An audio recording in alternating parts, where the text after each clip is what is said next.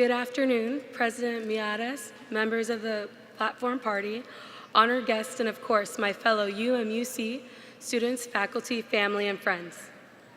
I would like to begin by expressing my gratitude to God and my family for helping me persevere through the years, for their sacrifices, and for giving me a reason to continually work on becoming the best version of myself I can possibly be.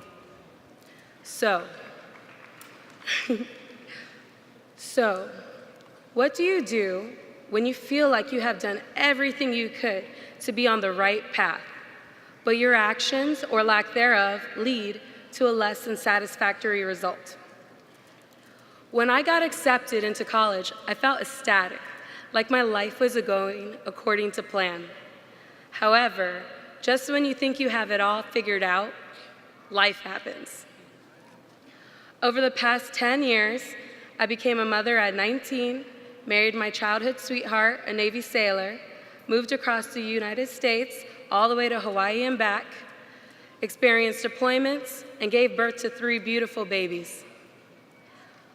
Postpartum depression found a seat right next to me, but I hope that by sharing how I struggled to overcome that insidious entity can in turn help you know that whatever life throws at you, you are so much stronger than that obstacle.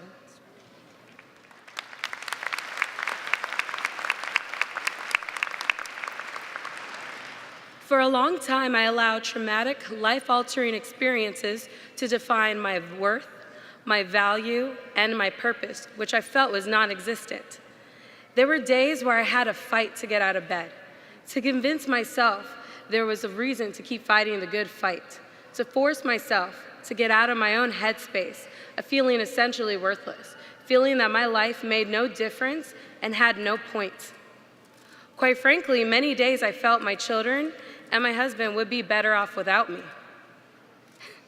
Thankfully, with the help of a wonderful support system and education, I have been learning how to rewrite my own narrative and redefine myself as a person of whom I can be proud.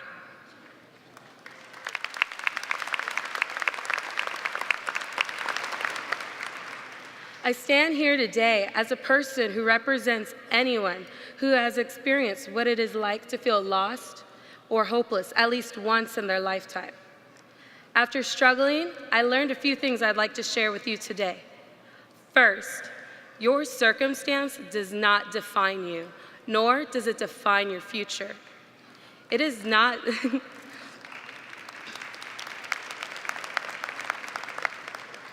It does not dictate facts about your abilities, your worth, or what your future holds. And although your childhood may help shape you as a person, your trauma does not define you. It is not about where you came from or where you are right now. It is about where you are going.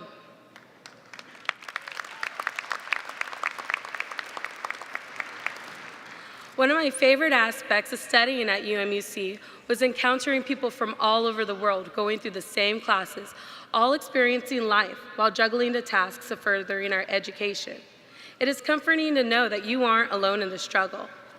Second, learn to be content with what you have. It's one of the keys to happiness.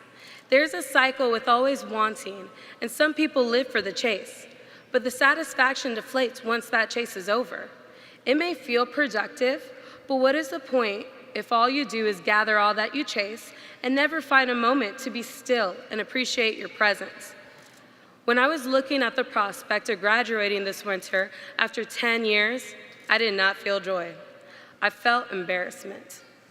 But then I recognized that the timeline I had set for myself did not take into account all the random obstacles life threw at me, and how in spite of all of that, it was not too late to finish.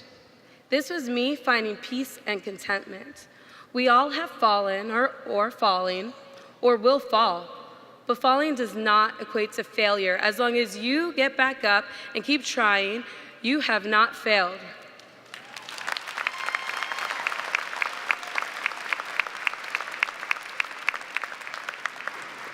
Third, seasons of stillness creates an environment of growth. Stillness reveals more about yourself than staying busy just to keep your mind occupied. If all you allow your mind to consume is constant noise, how can you expect to have the capacity to organize your thoughts and priorities? There's a difference between hustling to get the job done and just being busy to avoid confronting yourself. Recognize when distractions are taking up space during times you need to just be still and think. In seasons of stillness, I realized that my pride never has been too big for me to take an opportunity to grow, whether that meant reevaluating my choice in companionships or absorbing a reality check. Whenever you find yourself in a moment of stillness, ask yourself, am I willing to continue the path of learning to become the best version of myself? Am I going to work to live or live to work? And my final question for you is, what impression will you make in your lifetime? Thank you.